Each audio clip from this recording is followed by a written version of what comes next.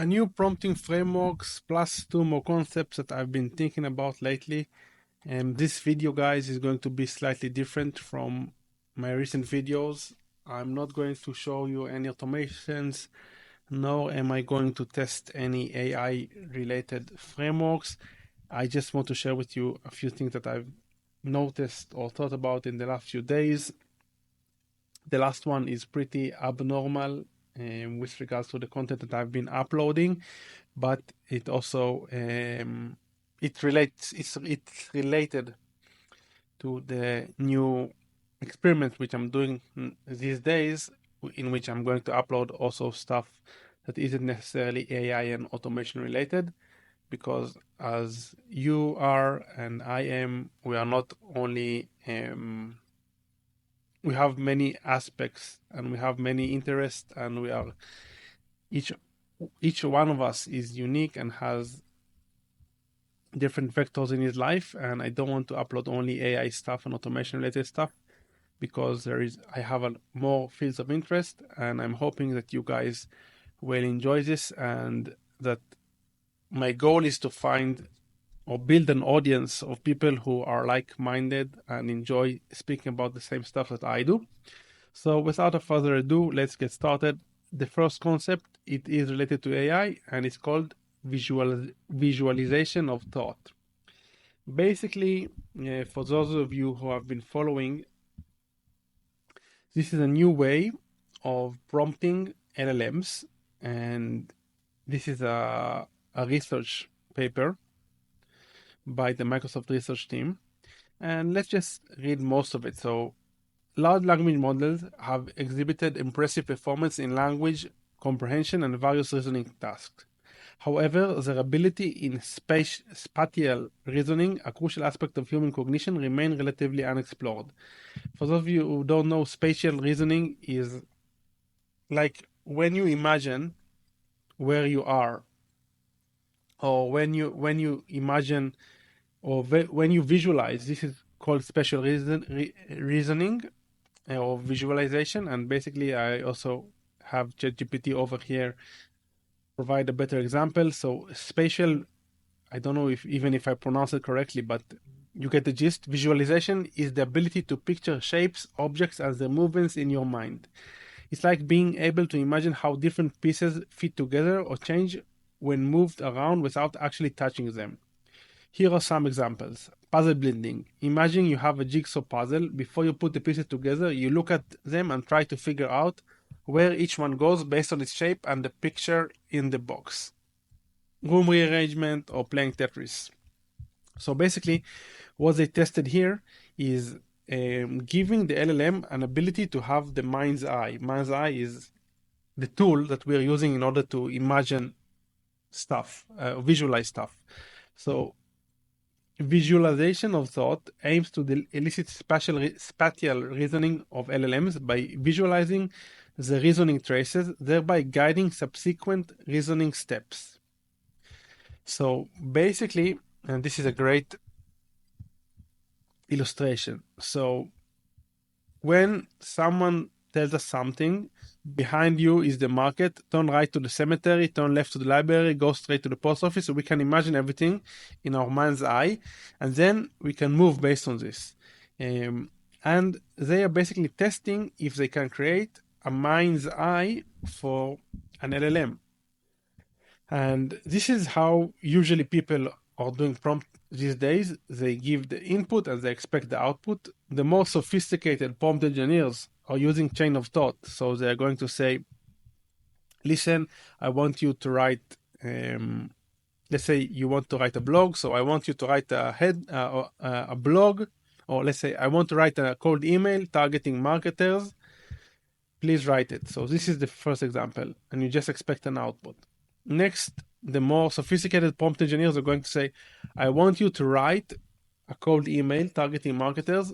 Please think step by step about how you're going to write this, and then provide me with the email. So you use the chain of thought framework, which is basically you ask the LLM to break down all the elements, and if it breaks down all the elements, usually you get a better output.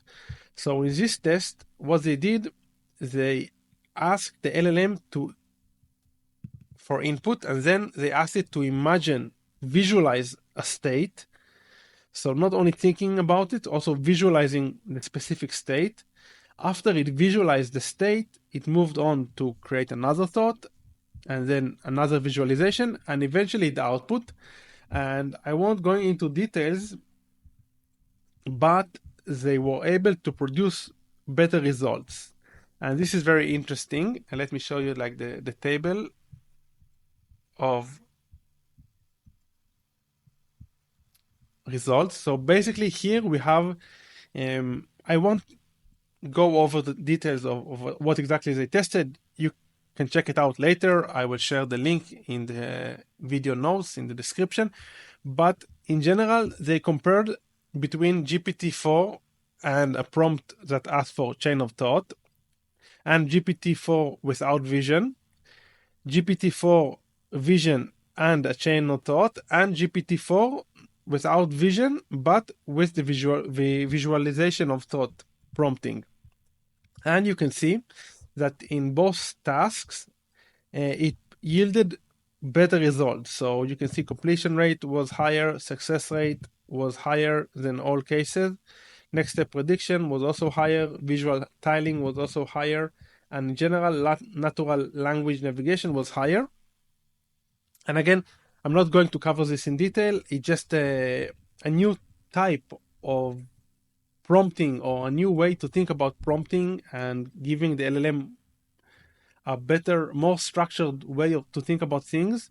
I still need to play with this and research this and see how it translates to my specific use cases. But I just thought it would be interesting. I find it interesting, so I decided to share it with you guys. So just a different way of prompting without not using the chain of thought, but visualization of thought.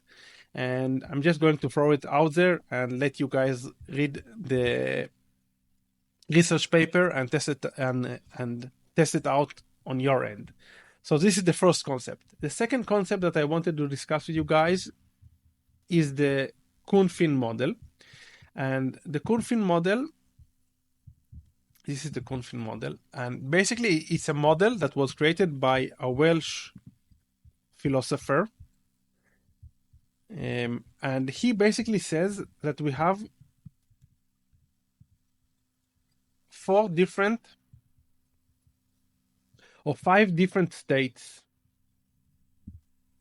of problems or situations in life. So, and this is just an interesting framework for analyzing what you should do in life, whether it's in business or actually in any other aspect in life, but in any other aspect that you encounter and challenge. And basically you have, as I said, you have 5 different situations in life. One is the obvious sector, where there is an obvious relationship between cause and effect. In this case, what you need to do, the approach you need to take is sense, try to figure out what is happening, what is the cause and what is the effect. Then you categorize the problem based on your knowledge, and then you respond.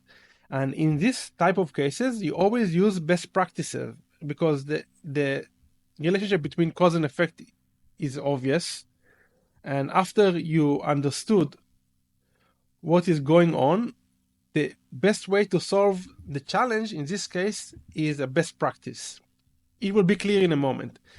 The next sector is a complicated situation, where the cause and effect relationship require expert analysis. So let's say in this case, you see a pipe dripping, and you see a hole, and it's pretty obvious that this is an issue with the pipe having a hole. So you just seal the pipe. You don't need to be a rocket scientist. You don't need an expert. In this situation, the cause and effect relationship requires an expert analysis. So for the naked eye, if you're not an expert, you can't exactly say, okay, this ad account, the pixel is not firing correctly in this ad account, therefore the results in the last few days have gone down. So this is something that, let's say, a normal CEO, a non-technical marketer wouldn't realize that if there are problems with the pixel of Facebook ads or Google ads, he wouldn't realize there is an issue. So these cases require an expert analysis. The approach in these cases is sense, see what's going on, analyze what is going on, and then respond. In these cases, you use good practices. So there is a difference between best practice and a good practice. So best practice is just, it's like whenever you do A, you get B. It's always like this. Good practices is you need to test, there are few solutions and you need to test all of them one by one, like you practice, you test the first good practice, then you move on. If the problem isn't solved, you move to the next one, etc., etc. So trial and error, you move forward by elimination. The next type of problem is a complex problem. So there is no apparent cause and effect relationship. In this case, what you need to do, you need to probe. So you go into the problem by probing, then you sense based on the signals that you are getting, and then you respond. So this is different. Let's say, let me come up with, let's see if ChatGPT can give you a better example. In the Cynefin Framework,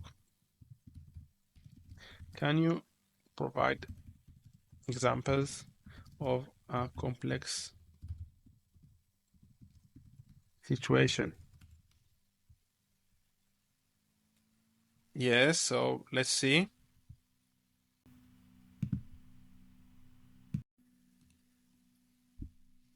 All right, so I asked ChatGPT to generate the examples for me because it's easier than just trying to come up with examples live. So complex problems are characterized by a high degree of unpredictability and absence of clear cause and effect relationship. Solutions can't be directly applied. They need to be explored for experimentation and adaptation. So, for example, in social media marketing, the interactions between different types of content, platform algorithms, and audience behavior create a complex system. What works today may not work tomorrow, and strategies must evolve continually based on ongoing feedback and changes in platform algorithms. Another example is ecosystem management. Managing natural ecosystems such as forests or coastal areas involve complex interactions among species, climate factors, and human activities. Effective management requires adaptive approaches that can respond to unexpected changes like invasive species or climate shifts. Okay, so that's the complex. Now let's uncover the chaos, which is the fourth sector in this model. Unclear cause and effect relationship approach is act, sense, respond, and use novel practices. So in opposing to the complex, there is an unclear cause and effect relationship in opposing to having a no apparent cause and effect. And in this case, you need to act, sense, and respond. And you also use novel practices. So let's see how ChatGPT clarifies this. Obvious or simple? No, we wanna have it write down chaotic. What about chaos? How give examples plus how should you approach? Okay, the chaotic domain is characterized by lack. Wait, I want to make sure that it doesn't confuse the chaotic and the disorder, because many times, no, okay, it's fine. As you can see in other examples, it's also similar to this. So this is another example, chaotic, lacking, constraint, decoupled. So let's see what it says. So Examples of chaotic problems: natural disasters. During natural disasters such as earthquakes, hurricanes, or floods, traditional rules and planning often collapse. The immediate focus is on crisis management, such as emergency evacuations and providing immediate relief to affected population. Similar in a business crisis, a sudden reputational crisis like a public scandal involving a high-profile executive or severe security breach can create chaos within a company. The normal protocols may not suffice, and rapid, decisive action is necessary to manage the situation. And as I said, the approach in this case is act, sense, respond. First, you act. In chaos, the initial step is to act to establish order. This approach is different from the complex domain where the emphasis is on probing through experiments. Here's how to approach chaos. Act to establish stability. Immediate action is necessary to prevent further disorder. Sense where stability can be achieved, and respond to transition to a new order. So let's ask it, can you clarify with an example between how should I behave in a chaotic versus complex situation? Okay, this is important, certainly. So we want to understand the difference between the complex and the chaotic. I hope you're finding it useful so far. For me, I think it's a very useful framework because whenever I'm in a business situation or in a situation in general that is a bit more challenging or not expected, using this 4 quadrants is very easy to understand what should you do. Now let's see like the difference between the complex and chaotic. Okay.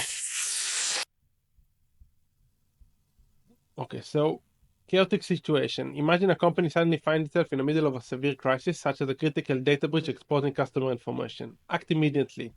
The first step is to stop the breach by shutting down vulnerable system, regardless of immediate business disruption. This action is crucial to prevent further data loss.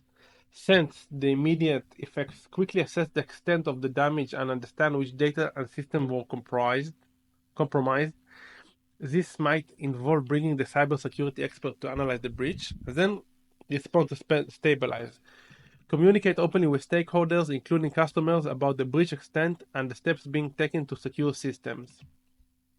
In the chaotic scenario, the leader takes immediate and decisive actions to contain the situation, establish security, and then works to regain trust and stabilize the company operation.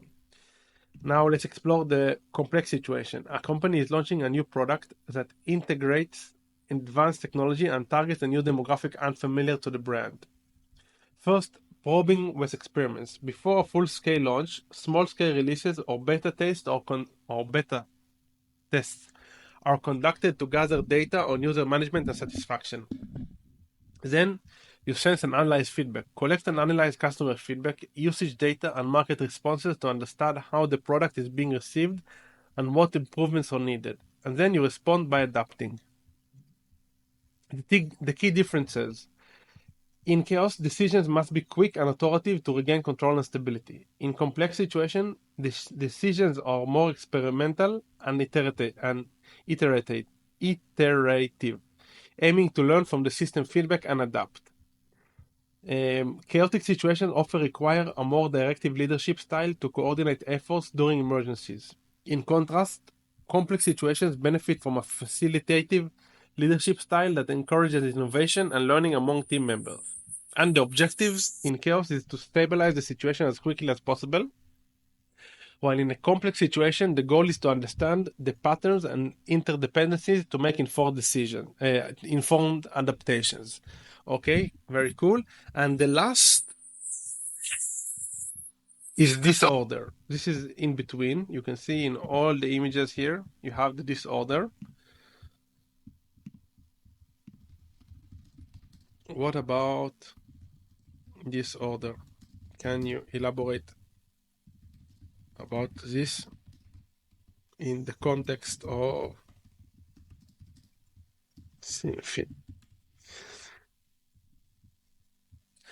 Okay, so the disorder domain is essentially a state of confusion and uncertainty where it is not clear which of the four domains, obvious, complicated, complex, or chaotic, the situation belongs to. This lack of clarity makes it difficult to decide on the best approach or method for managing the situation. The primary challenge in disorder is to diagnose the situation correctly and move it to one of the more defined domains. And the characteristics of disorder. Oh, it's so hard for me to pronounce. As you guys probably know, I'm not like Hebrew is my first language, so some words in English are a bit more challenging to pronounce, but all good. Let's move on. So, lack of clarity. There is no clear path between the situation because the situation doesn't clearly fit into any domain. There is a confusion in decision making, and there is a potential for inappropriate response. So, without a clear understanding of the situation, there's a high risk of applying the wrong approaches, which can make the problem even bigger. So, approaching to managing disorder. The key to managing disorder is to break the situation into parts that can be categorized in one of the four domains. Here's how you should approach it. So, first of all, you gather data. You collect as much data as possible to gain insight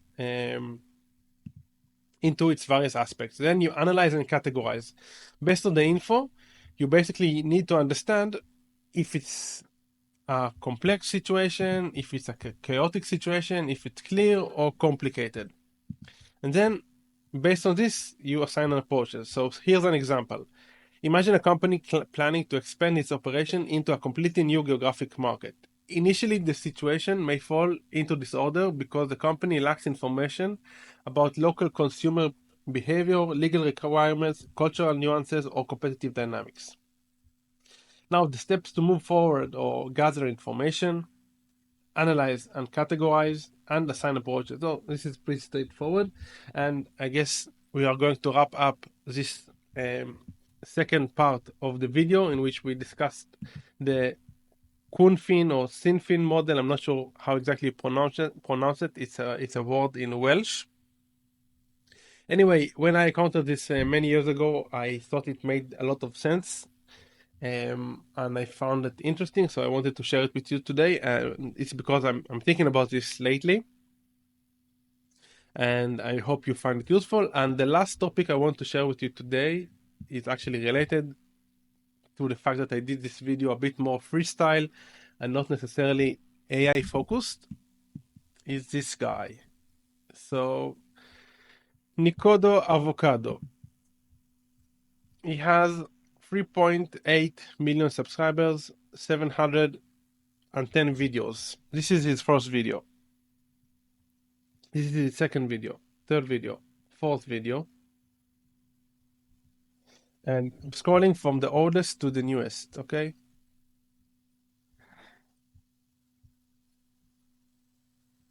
He's just eating different type of things. I'm going to keep scrolling. This is also 7 years ago, 6 years ago, 6 years ago. Eating, eating, still eating.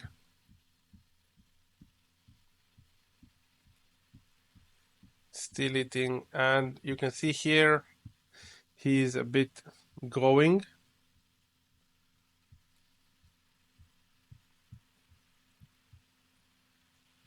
And yeah, wait, I will show you better caption of audience guru.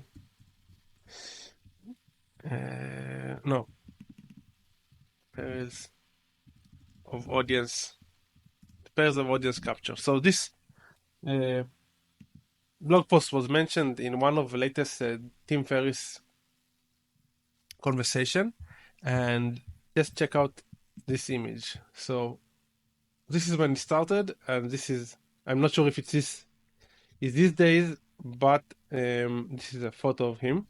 So basically this story, this is a great blog post, by the way, check it out. So the story is in 2016, 24 years old, Nicholas Perry wanted to be big online. He started uploading videos to his YouTube channel in which he pursued his passion, playing the violin, and extolled the virtues of veganism. He went largely unnoticed. A year later, he abandoned veganism, citing health concerns. Now free to eat whatever he wanted, he began uploading mukbang videos. I have no idea what is mukbang. What is?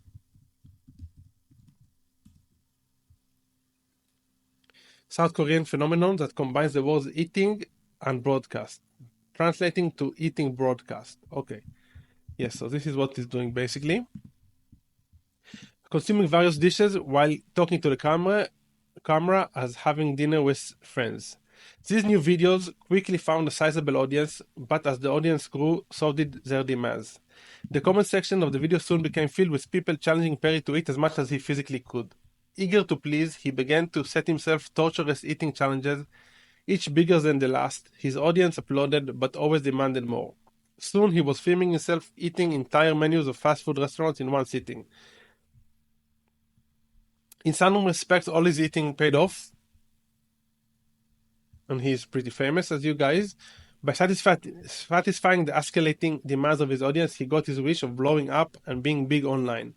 But the cost was that he blew up and became big in ways he hadn't anticipated. Anyway, it's not as if my channel is huge or anything, but I decided that I upload only stuff that I find real big interest in, and not keep on and not upload any new GitHub model or AI agent project that over promises and under delivers. And I'm just going to keep on sharing stuff that I find interesting, research that I stumble upon, useful automations, anything that I find interesting, under the hope that you guys find it interesting as well. And yeah, I thought this is a crazy illustration of, I don't know, someone who goes a very interesting goes down in a very interesting route, satisfying the audience demand. And because I see many other AI influencers, although I don't consider myself an AI influencer, but I see many other YouTubers just uploading a ton of shit about AI projects that don't really work, and it's not going to be my thing. I just want to build business automations that are useful and can actually free up time and get better results. So that would be the goal of the channel from now on, sharing my business automations, sharing AI news, and also sharing stuff that I find interesting on a personal level. And if you guys find it interesting as well, that would be cool. Obviously, I'm always happy to hear your feedback and comments, and if you stumble upon anything interesting, please do let me know. Yes, obviously, let me know if you like this style of the video, which is rather new. Even if you didn't, I'm going to keep on doing my thing, but obviously your feedback does matter, and I want to find a happy medium between what I want to upload and what the audience want to hear, because otherwise, I mean, what's the point? That's it for today, guys. Hope you have a great day. If you enjoyed the video, please like, comment, and subscribe. And until next time, keep on automating.